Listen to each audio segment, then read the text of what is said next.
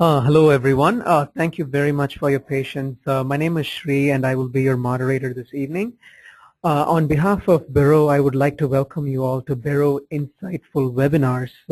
This is the third webinar for this season, and we have two more scheduled until December this year. Our topic today is the integration opportunities and constraints for industrial MRO procurement in emerging regions. Really quick, some instructions. If you would like to post a question, please note that I will be receiving your questions and you need to type them on your panel, which is indicated by the red box to the right side here. What I will do is I will, throughout the course of this presentation, assess the high frequency question and address them at the end of our presentation. If, in case the connection seems to get lost over the course of this presentation, we request that you go back to your email where the webinar link was sent and click on it again. If there are any other concerns, please write an email to puneet.ramal@beroe-inc.com, and the same email is also available in, should be available in your inbox. So, let me go ahead and quickly introduce our speakers for today. I will start from the top left corner. First is Anup Varghese. He is a senior research analyst at Beroe, and he is the go-to guy for all MRO related projects, from front end to back end, top notch, who's had a lot of credibilities to his end in this topic. My name is Shri. I'm your moderator. And most importantly, let me go ahead and introduce our panel members. We have 4 experts here on the screen. So let me start with Marc Zander.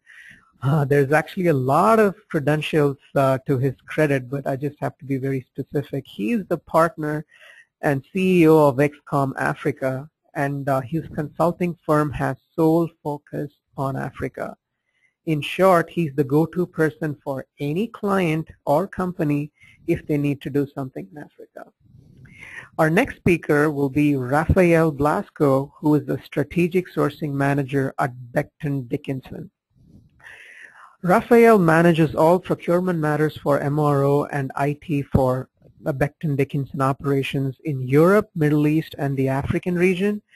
He has profound experience in procurement and strategic sourcing models, and he has over 15 years of experience in this industry. Our third panelist is Brian Geiger from the United States. Brian, thank you very much for waking up so early. He is from the Pacific side. Really appreciate it. He's also one of our regular experts that Beroe reaches out to. He has managed and successfully led integrated services implementation for various manufacturing plants across North America. So he is a consultant at Wolseley Industrial Group. Our last expert is Victor Roos, who is the commercial director at MAG45. Victor, I need to know at the end of the presentation what that 45 stands for. It's kind of cool. He is the commercial director, as I said, and MAG45 is Europe's leading industrial integrator for high-tech, advanced electronics, food processing, and medical industries.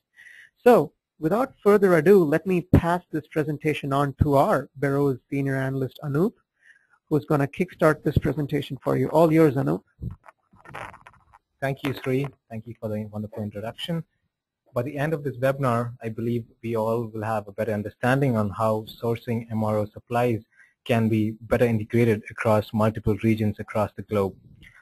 So before we jump in, let me take a minute to explain the industry that we are about to address today so that we all are on the same page. So what is the MRO that we are talking about? Maintenance, repair, and operations. So I'm going to address 3 questions here, which are basically very basic. What does the industry provide? What are the parts that run in this industry? How do buyers buy these products? And what are the major problems that buyers face? So when we say MRO, we are not addressing the aviation and aerospace industries. Rather, we are trying to address the spare parts and the machine supplies, which could be industrial supplies, electrical products. We have a variety of categories such as power transmissions, fasteners, bearings, lubricants, heating, ventilation, and air conditioning. And the list goes on. In fact, MRO is a very wide scope category, and to track these individual sectors is sometimes a big challenge for buyers. But how do buyers buy these products generally? There are three ways to go about this. Standard practice, you can go to the OEM, the original equipment manufacturer, or you could go to a distributor who buys various products from manufacturers and gives it to their buyers with a variety of brands to choose from. This helps the buyer to consolidate their spend to some degree. And the third way of buying these products are from the integrator. Now, the integrator, apart from providing the products like the distributor, also gives value-added services. This could be inventory management, spare part management, and other value-added services which are client-specific. So today we'll be focusing on the distributor model and the integrator model and how a buyer can better leverage their presence in their geography of focus. So we will be giving some tips on how to engage with them and what to do if there are no integrators in your region. But then before that, what are the major problems that buyers typically face in such situations? Spend visibility is one of the largest problems. And when I say spend visibility, what I mean is the number of suppliers that the buyer engages with are generally quite high. So from my experience with clients in the MRO space, I've seen clients that have around 40 to 50,000 suppliers for a particular region, and it's very hard to understand what product is being bought from which supplier and where the money goes and in which category it goes. So this is a major challenge in the MRO industry because the MRO industry is pretty decentralized and most of the sourcing is very regional. So consolidation is one of the major challenges. So let me go into the integrator model, which is the first thing that we will be discussing today. And let's try to understand how this model can benefit buyers in the MRO space.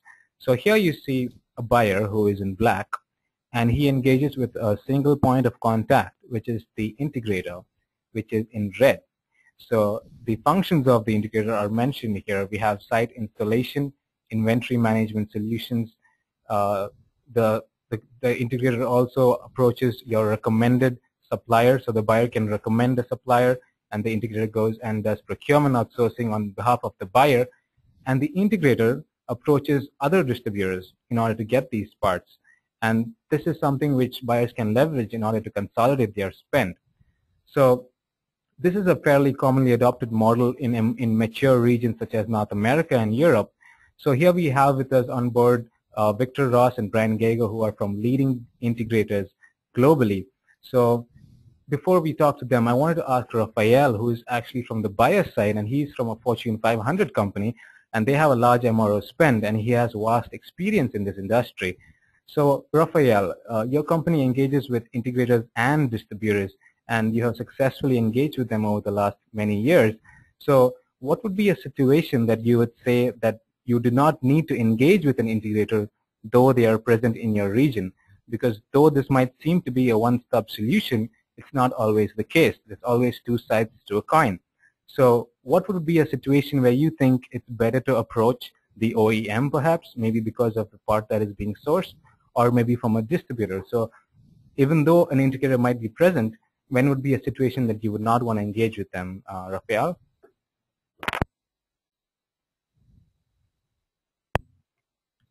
Rafael, are you there? All right, we'll wait for him to come. Generally, the sorry, I forgot. I mean, that's I heard you. So, what would be a situation when you? You know the question.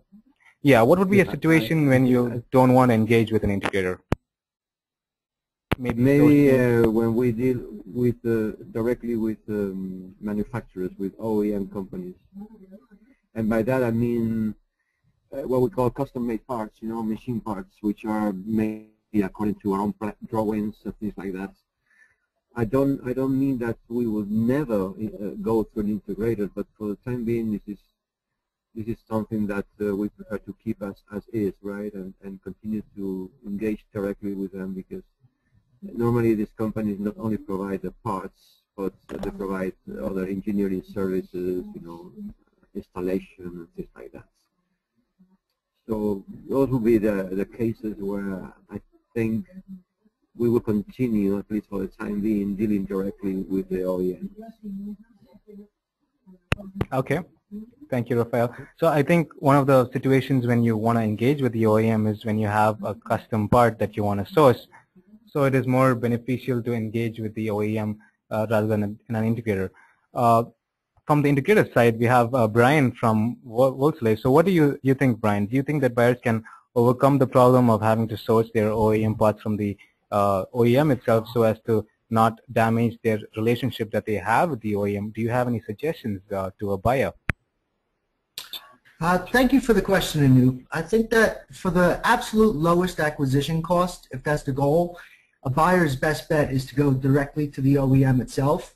However, where we believe an integrator can help is by putting inventory controls in place to provide visibility to transactions and product usage, and by ensuring accurate on-hand balances in the system. This way, at least the OEM purchase is a standard purchase and doesn't become a hot rush emergency order, because it's really those emergency orders where the buyers typically pay the most and also incur the expedited freight charges as well, which, you know, talking about emerging markets, can be quite substantial. All right. All right. Victor, do you have anything to add to this? Well, I agree to what Ryan said, and what you typically see from the user perspective. So from the engineer, he just needs someone to take care of it, and he wants a one point of contact. And what we typically do as an integrator is involve the OEM there when needed, especially when it's about services or advice on spot. But from the supply chain perspective, I agree that this should be handled in one way, otherwise it gets confusing and it can have hidden costs involved. All right, thank you, Victor. Brian, would you say that there is a minimum amount that a buyer should have when they approach an integrator? For example, in order to have substantial savings, what would be the minimum spend that they should have for their MRO so as to be able to have some cost savings when they approach an integrator? Yeah, typically to experience the economies of scale necessary to provide significant cost savings at the lowest possible cost, I'd say a minimum annual spend of $1 million is required. All right, 1 million. All right.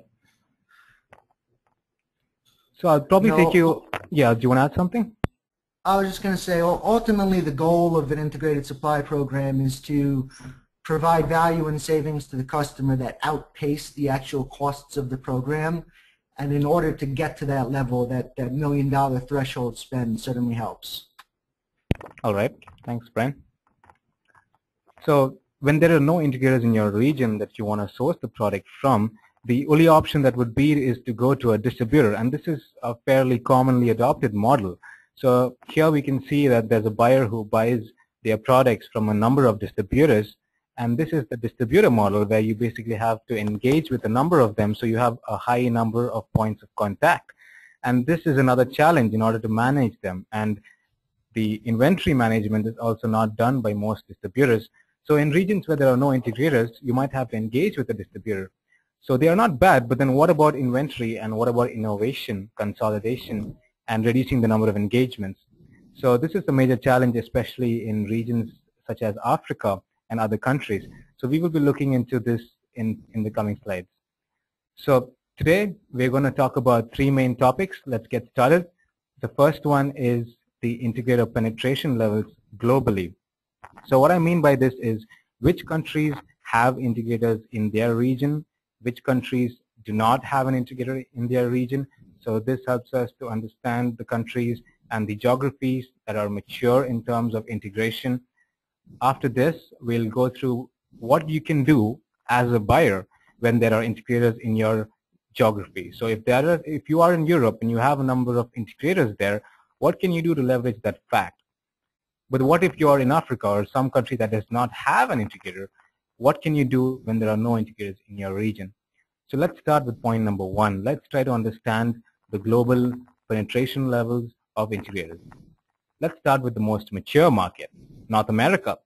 So in North America, the integration penetration level is quite high. So by this, I mean that you can find a lot of integrators in North America who offer you consolidation services, such as Brian's informed. We know the market size for North America is around $150 billion, and the level of penetration of global distributors in the region is quite high. So A couple of integrators there which really excel is Hagemeyer and Wolseley. They are some of the recommended integrators in North America. But let's look at some other geography that is not as mature. What about Latin America? In Latin America, the integration penetration level is quite low. We do not have any pure integrators in Latin America, whereas in Mexico there are a few such as storeroom solutions, but as you go down to South America, it gets harder to consolidate through consolidation services that are given by integrators. The market size there is around 37 billion and the level of penetration of distributors is fairly medium. Let's take a look at Europe, which is again the second most mature region in terms of industrial MRO.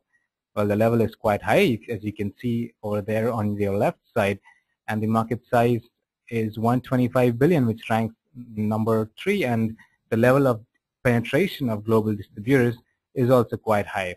We have MAG45, Brammer, Erix. There are a lot of integrators in Europe who offer these services. As we move on to the emerging regions such as Asia, we see that it's more or less at the middle, which means that there are few integrators who can give you these services. In fact, there are around 4 to 5. We have MAG45 in Asia as well, and we have Dragon Sourcing and few other companies that offer these services. The market size is quite big at around $200 billion, which is the biggest in terms of the market sizes in various geographies. And we do have global distributors such as Rexel, Sonepar, and a lot of other global distributors in Asia. Well, when you look at Australia, it's a fairly low level of penetration because Australia has a number of global distributors, but not pure integrators. So what we recommend if you are in Australia is to approach these large distributors who offer some services, and these services can help you consolidate. So we call them acting integrators because they provide some value-added services, but they are more or less basically a distributor. Well, the market is not that big. It's around $30 billion, and we have a medium level of penetration of global distributors in the region. The last geography that we're going to look at today is Africa. Now, Africa, as you can see on the left, has the lowest level of penetration. In fact, we don't find any integrators. From my research over the last year, I could not really find a pure integrator in Africa. Another challenge is to find global distributors who provide products across countries in Africa. In fact, there are some distributors who are present in 2 to 3 countries, mainly in Nigeria, and Ghana, and South Africa, and they provide some sort of distribution, but there is a major challenge in Africa. So let's take a snapshot on what we discussed until now. If you look at the various geographies that we discussed, we can compare the level of penetration of integrators in the region. And with us today we have Marc Zander. He is the CEO of a consulting firm which helps businesses enter the African market, and he has profound knowledge in the African market. So Marc, why don't you share your insights with us? From my research, what I find out is that in Africa there are no integrators. So buyers have a challenge when they need to consolidate. So what approach would you recommend for them, and what would be the future of the African market? Anup, thank you very much for the question. We have seen these businesses in Africa for a very long time, and we've observed what people have done and what their success business model is, and we could see that most of the companies who have developed their own maintenance and their own operations on ground have really a footprint over other companies. I'll give you an example. In Nigeria, there's a company, a German company called Bilfinger Berger. They employ about 18,000 people, and they do all the maintenance, repair, and operations on their own. So they have a real footprint over other companies. So currently, people who are successful in the African market have their own MRO on ground.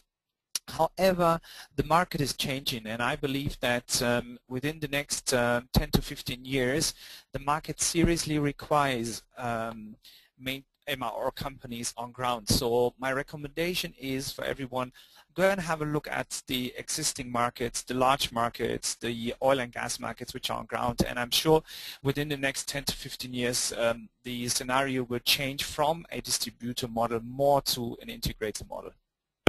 That I agree with you, Marc. I think currently there is no integration services. Brian, and we know that the market in Africa is growing, and Wolseley has not really invested in Africa, have they? I mean, has Wolseley considered the African market? You know, the Wolseley Industrial Group, which today primarily operates in United States, Mexico, Canada, and Puerto Rico, has only really in recent years looked at global expansion. And the reason we're looking at it now is really at the request of our current customers. And although I'm sure that there's plenty of opportunity in the African market, and as Mark states, you know, in the next 10, 15 years, there's going to be even more opportunity. Right now, we feel that there's still plenty of room for integrated businesses to grow within the United States.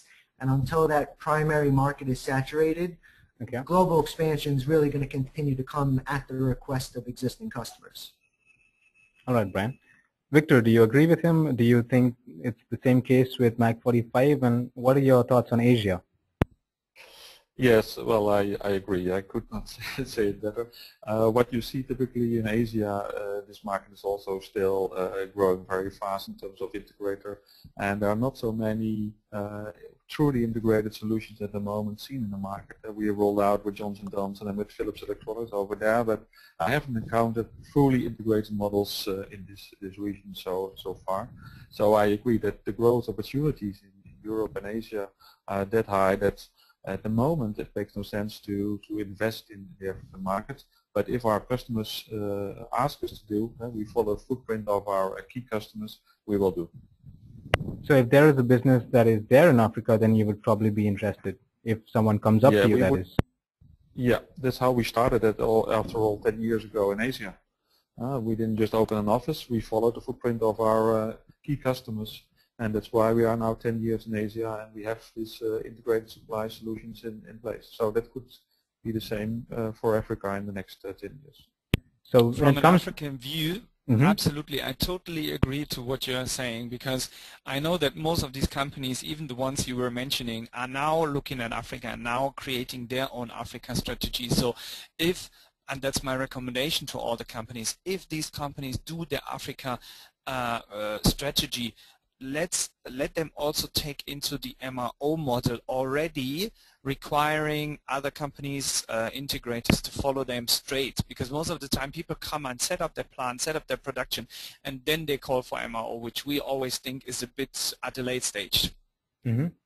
No, I agree, and one good example in Asia is that we really have the biggest footprint of Johnson & Johnson, their factory globally, and they started the greenfield operation there. We were there from day one. So really set this whole operation up from the scratch, from the first start. We did all the overseas imports, etc., to help to build up their supply chain, and then you have the big advantage compared if you enter in the later stage when they already have established supply chains in place. I agree. Yeah. Rafael, do you have experience in the African market or perhaps the Asian one? How has it been for you to source MRO products in these emerging regions? No, I'm afraid I don't have experience in Africa. In Africa, let's say we don't have manufacturing locations in Africa. In Asia, we do, but that's not managed by myself. It's managed by another colleague of mine, and I cannot really comment. All right. So in the European space, is it the integrators that take up majority of the supply, or how is the balance between the sourcing, sourcing from OEMs and the distributors? What's your take on MRO sourcing in Europe and more mature regions? Well, the thing is, in Europe, we only started 4 years ago to work with an integrator a couple of years ago. So we are still in the ramping up phase, right? So it's a slow process. It really involves a lot of change management, and we are at the moment we are still very far from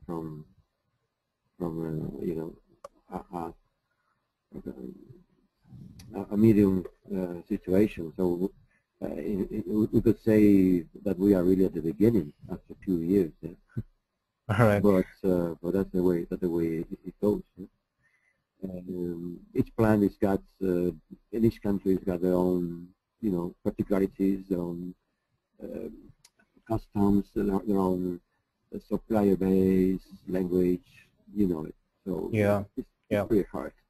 My colleague in the U.S. is at a much more advanced state, and it's still has a long way to go, but it's in a much more mature situation.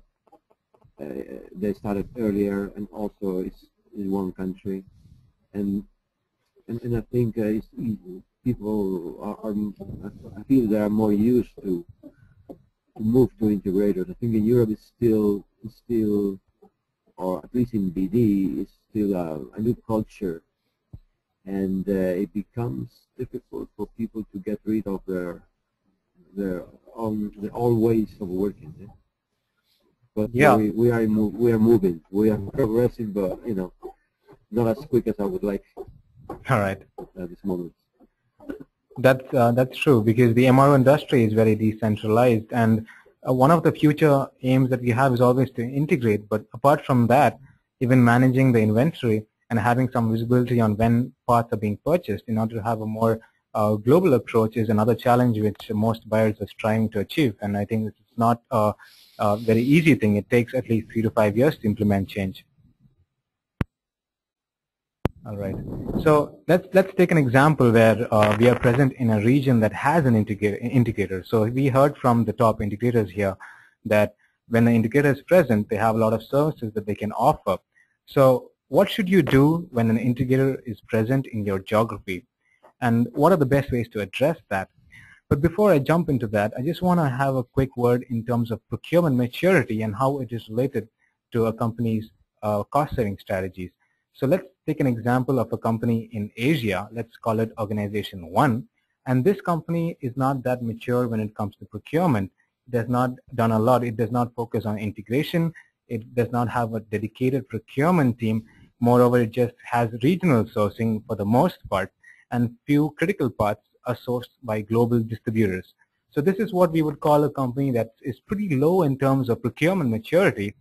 When it comes to cost saving, there's not much initiatives there. But let's look at another company. We can call them Organization 2. And this company is what we can say follows the best practices. They engage with integrators. They also engage with distributors. They have a fairly hybrid model of sourcing regionally and globally. So they have a procurement team that focuses on cost saving. And they go to the integrator and they say, okay, what can you offer us? And then they take those services and implement them. So they're not bad. And we would call them, they follow the best practices. We would definitely agree with them. But what I'm trying to say here is that there can be another organization that is ahead of them. But how did they get ahead of the best practices? Now, this organization would probably have a very dedicated procurement team like Organization 2. But the difference is that they have some intelligence in terms of what they can do in each geography. So rather than going to the supplier and asking, what can you do for us, they design a custom contract which gives them some cost savings, and they go to the integrator and propose their idea, which is custom to their needs, and they ask the integrator, can you do this for us, because this is what we think will work. But to reach a stage where you can actually say that, we need to be pretty mature in terms of the procurement maturity already. We have to be at least following the best practice so that we can jump up from there. So this is for companies that have a good amount of MRO spend, I would say above $20 million for a particular region or a country or a group of countries. And if they are already following the best practice, then they can go ahead and try to chart out custom models, contract models. And what's special about these contracts is that they have specific service level agreements in the contract. So when the contract is renewed, they try to have few strategic models that help them to achieve savings. So we'll take a look at this and see exactly what we can do. Yeah, Anup, this is the moderator here. Sorry to interrupt. I have one question I think it's appropriate that I ask at this time. Sure. What about those companies with less than a $20 million spend, like $5 million? Yep. Would their negotiating powers be compromised? If so, by how much? Well, definitely, Sriram, it would affect the negotiation level, because the attractiveness of the account is a key factor when you want to be Organization 3 and go to your supplier with an idea. But nonetheless, if you have a spend that is less than 20 million, let's just take that as an example. If you have 10 million or 5 million, you can still go to the integrator and avail their services. So you can always be organization 2, because the best practices are also hard to achieve in the industry. It's approaching the integrator, making them come to your plant, probably setting up some vending machines. There's a lot that can be done in terms of consolidation. So there's a lot of opportunity even for small companies. All right. Please go All ahead. right, thank you for that. So let's take a look on what the buyers should focus on if there are integrators in your region. So the first thing, like we discussed, is to focus on service level agreements. And by this, I mean prefixed savings targets year on year. So this would mean that each time the contract is renewed, or if you could do this on a yearly basis, you could say, I want probably 3% savings year on year, or this could range from 3 to 7% perhaps, depending on the scope for savings. And another thing that you can include in your contracts are mutual benefit sharing programs. So what is this? So if we decide in the contract that the integrator is supposed to provide 3% savings in year 1, if they provide 4% savings, then the extra 1% is shared between the buyer and the supplier. So the supplier also gets another reason to overperform. And another thing that we need to keep in mind here is to precisely mention what is part of the savings. Is it administrative, or what sort of savings we're looking at? And it is very important to mention that this is excluding the recurring savings. Recurring savings is something which is repeated. So if I am an integrator and if I come to your plant and install a vending machine and that provides you some sort of savings, then in year 1 you get savings from that. But in year 2 I have to come up with another means of savings, and I cannot include the savings that I got through the previous means. Victor, you're from the integrator space, so you must be having buyers that come up to you with these recurring savings which are not included. What are your comments on this? Is this something that is commonly incorporated in contracts? Yes, but you see that this differs per company, and the way of measuring savings is also different per company, and they have their own way of reporting savings. We try to adapt, of course, to their needs so that it's transparent within their company reports, so we can adapt to that. And some they measure even recurring savings, because the start of the contract until, for instance, 3 years. So you look at the total recurring savings over the whole contract period, and some measure it only for 1 year, and then the new savings are applied. All right, thank you, Victor. Brian, do you think what are the different types of savings that buyers should focus on when they approach an integrator? What should they keep in mind? Brian? Brian, are you there? Sorry, that's that mute button that got me. All right. No I think that Victor made an important point in that anytime you're discussing savings goals or savings obligations with the customer, it's very important to fully define what those savings categories and definitions are, whether they're going to consider them hard or soft, or as you said, the different kinds of savings, whether it comes from consumption reduction, standardization of product, consolidation of suppliers, or even productivity improvements through technical expertise and recommending a better tool for the job that could get more usage out of it. So I think, just to reiterate it, it's very important during the contract phase of the negotiation to very clearly define what your savings definitions are and what your expectations are from the relationship in the integrated supply program. All right, thanks for that, Brian. Well, there's one more thing I want to bring up here is, apart from the service level agreements that need to be looked into, and buyers should focus on consolidating their tail spend, because generally, from my experience, from my research in the last 2 years, most buyers, the problem that they have is to address the area of spend that is generally not addressed, and this is the spend which is low value products and low spend categories. So I'm going to just give a small explanation on how to identify that segment in your spend. So it might pop up to people here is, what is the tail spend that I refer to? So people define it differently. So I'm going to just take a most commonly adopted approach here, and I'm going to explain what the tail spend is. So let's try to take an example. Let's say that I am an MRO buyer, and I have a spend for 30,000 for my packaging and sealing parts. So you can see here on the right side that there are some products A, B, C, D, E, and this is just an example. And let's say I'm in Asia and I spend 30,000 for packaging, 26,000 for generators, and so on and so forth. So how I'm going to find out my tail spend area is to first plot it out on a graph. See, on the x-axis you have your spend categories, which I'm going to be plotting in a minute, and on the y-axis I have the spend in USD. So what I mean here is for packaging and sealing parts, I'm going to be putting that at 30,000. So that ranges from 0 to 30,000.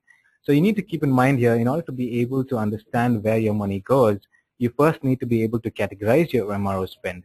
So the first step is to be able to understand what are the categories in MRO that you use, and once you do that is to find out which categories take the most money, which categories are really not important to you, and once you find that out, you can plot those categories on this graph. So as you go down, we plot them in a descending order from left to right, and we can see that the values go down and we have more categories. I've just taken a few examples here, such as cables, bolts, fasteners, and the list goes on. There's generally more than 10 to 15 categories for a typical MRO buyer. So here you can see I have marked some of these categories in orange. That's bolts, fasteners, bearings, lubricants, and a few other categories. The reason why I've marked them is that these categories are low spend values. You can see each one of them is below USD 5,000. So this is an example of the tail spend area. So you can see a dotted curve that goes, that's your spend curve. So the first thing is to do a simple spend analysis on your MRO spend as a buyer, and to understand which categories take the most spend. So here you can see that packaging, generators take the most spend, and typically a buyer would have a lot of effort in terms of consolidating this segment because it's maybe 70% of your spend. So this is normally addressed with strategic contracts with the OEMs, with global distributors. But what about the spend which is in orange, which is niche areas of spend? What is the buyer doing about that? Normally this is unaddressed. Normally no one even knows who's the supplier for these products. So this is what we call the tail spend. And if we take that curve and if we just try to understand the lower part, which we say the tail end spend, we need to see how long that line goes there. So if you are a buyer, one thing that you need to do is understand how long is your organization's tail spend. Do you have a lot of spend in this segment which takes up majority of your suppliers? From my experience, I've come up with, I've seen buyers who have around 40,000 suppliers just in the tail spend out of maybe 60,000 suppliers, which shows that majority of suppliers provide these niche products, because maybe these products could be ranging from $10 to $5,000 maybe. So maybe protective equipment, gloves, safety glasses. So these products are generally bought from some local distributor, and there's not much spend visibility in terms of addressing this. So as a buyer, you would first need to find out how long this tail is, and if it is quite long, perhaps you need to do something about it. Maybe approach an integrator for some services and consolidation there. So let's try to understand how you can precisely pinpoint from where your tail end starts. Well, this would depend industry to industry, company to company. So in this example, I said I was a buyer from Asia. My tail spend threshold was 5,000. So anything below 5,000, I would say is my tail spend. But how did I come up with this number? So the first thing is to understand, when does your curve start to become a line, and when does it start consisting of low value products? This is a very general approach to finding out the area where your tail spend is. But this would also depend on few other factors, such as the maturity of your procurement team currently. So if you haven't done much for consolidation over the last few years, if you haven't engaged with an integrator, perhaps you have to choose a higher threshold for your tail spend, perhaps $8,000, so that you can address a majority area rather than leaving some segment unaddressed. Well, you need to choose a number that is feasible, because the lower number you take, the harder it is to address it. So the lower part of the tail spend is normally low value products, and it's never addressed. So if you go up to an integrator and if you ask them to focus on this, I'm sure that the integrators will come up with strategies in order to make some savings there. So the idea is to focus on the areas with the lowest purchases. Perhaps they would bring the most savings nowadays. It's time to address the unaddressed. So what should a buyer keep in mind when they approach an integrator in terms of this tail spend? The first thing is to address the low value products like we mentioned and the niche areas of spend, which is nothing but your niche categories. Maybe it could be fasteners. This would depend from your industry to industry. The other thing is to look into maverick buys, things that are bought due to lack of demand forecasting, more of ad hoc buys. Unaddressed spend is the spend that goes to companies that you really don't know what they provide you. So you might be a high-level executive, but you don't know what supplier is providing what product in the tail end spend. So in order to get more visibility, you can probably approach the integrator and ask them to consolidate parts of it, and then you'll have a lower number of points of contact, and this can help you reduce the number of invoices you have perhaps. So try to reduce the purchasing that falls outside the organization's procurement policies. In other words, I'm just saying focus on your tail spend. So let's just, probably talk to integrators here. Victor, so if I was a buyer and I wanted to focus on my tail spend, and if I came up to you and said, I would like to focus on this area, would you be able to do something? What are the suggestions or the models that you would probably propose to a buyer who wants to focus on this area, Victor? Well, it's clearly very important to detail the tail spend as tail. You can see that from one side from the procurement perspective, so like you say, the value which is spent on one supplier. The other aspect, of course, is the workload involved with the spend. That means, for instance, you can have a higher spend on the supplier where there's a lot of workload involved and of replenishing the products in the stock or at the point of use. So we try to not only look at the tail spend, but see it as part of the total spend and really distinguish the right areas where we can add value. And certainly tail spend is one of these categories where you can add value in terms of taking over the whole burden, one invoice a month, no disturbances in prices, and one contact person, etc., etc. So the buyers can concentrate perhaps on their most critical OEM parts which they want to do within themselves. And for this part, we can offer various solutions of reducing the workload, and not only on the procurement side. Thanks for that, Victor. Brian, do you have any insights? Do you have any cases where clients have wanted to focus on this tail spend, and would you entertain the idea of a buyer coming up to you with their own idea? Let's say that company 3, who is pretty mature in procurement, comes up to you with their own strategic model. Would you entertain listening to a new idea from a buyer? Oh, absolutely. I think that especially when it comes to integrated supply, there is no such thing as a cookie cutter solution that's going to work for all your customers.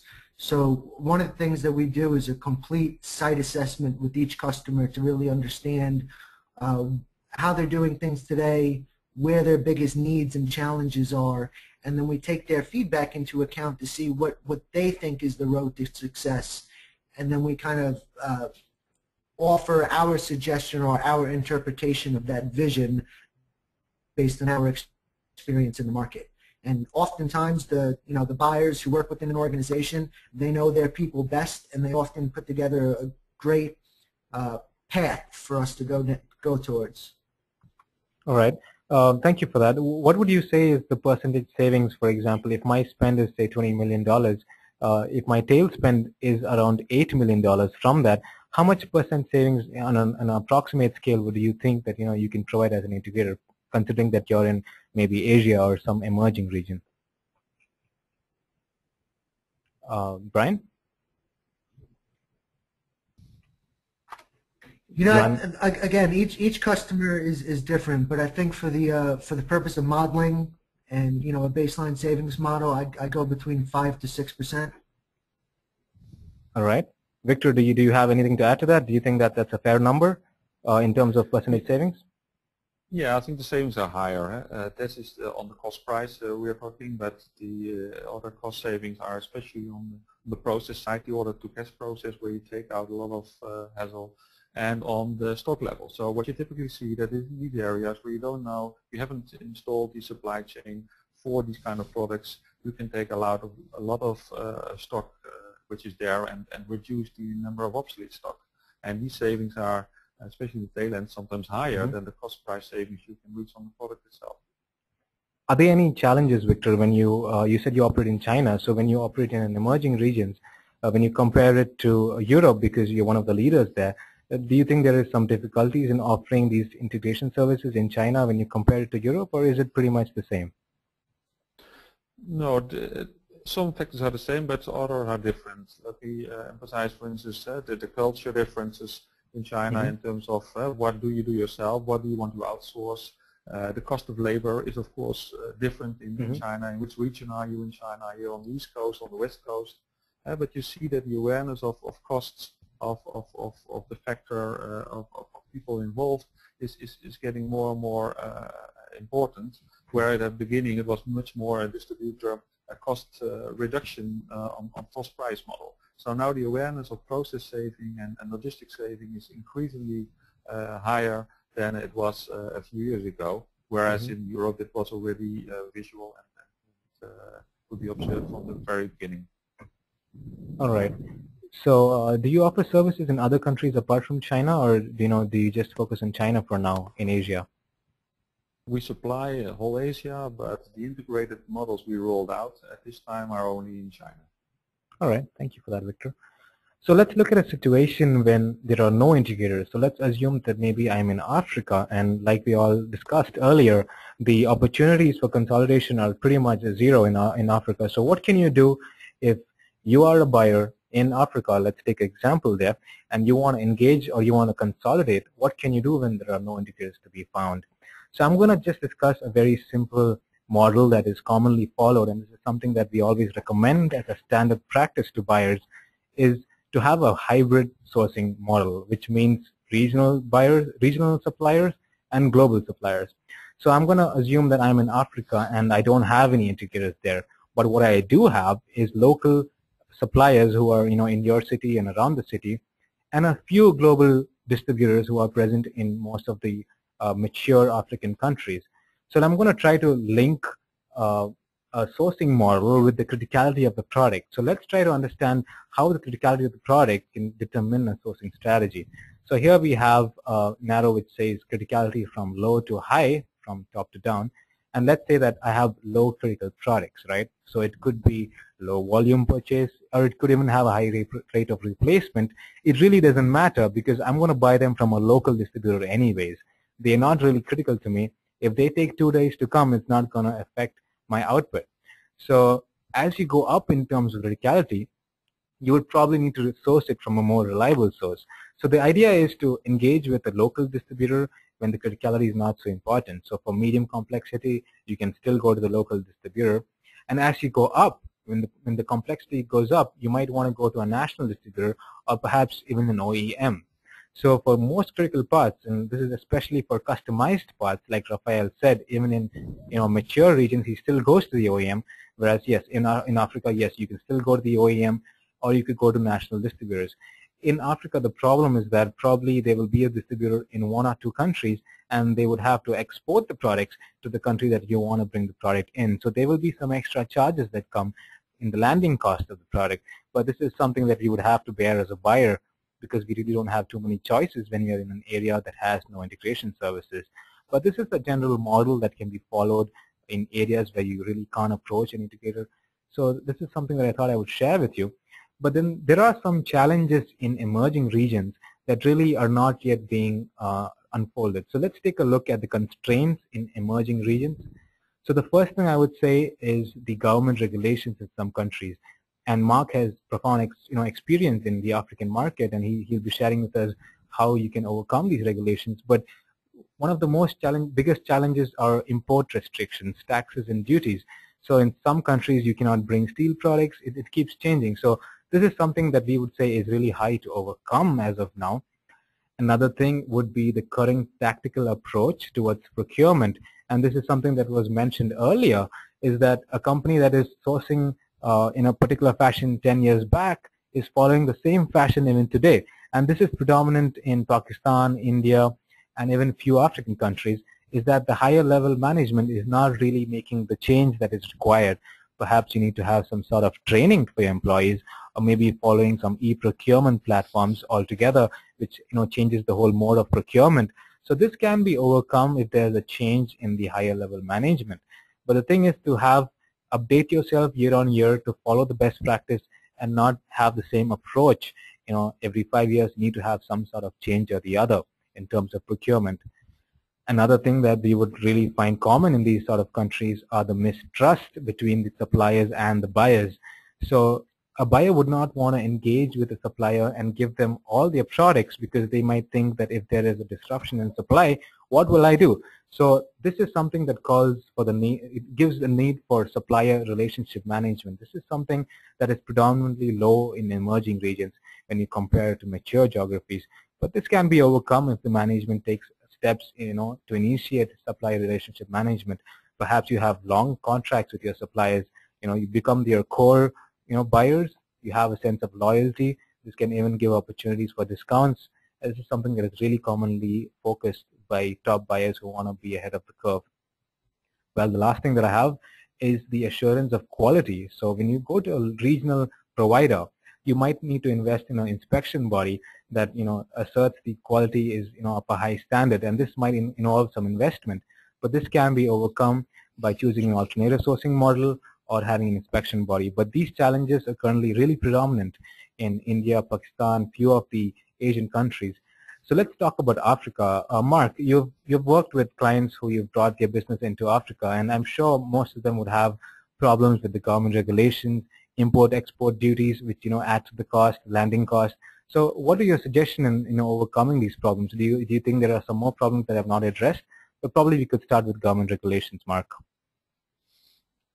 Yeah, thanks, Anup.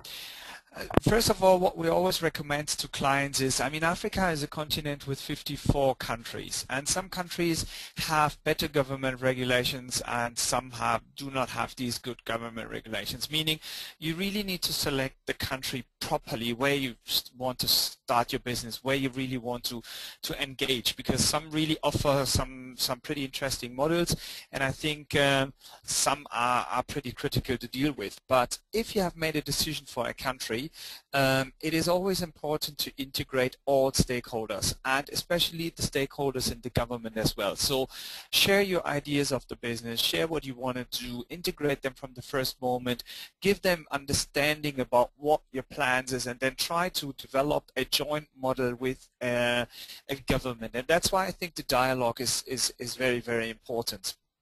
Now, secondly, I would say do also incentivize MRO companies to go the way jointly.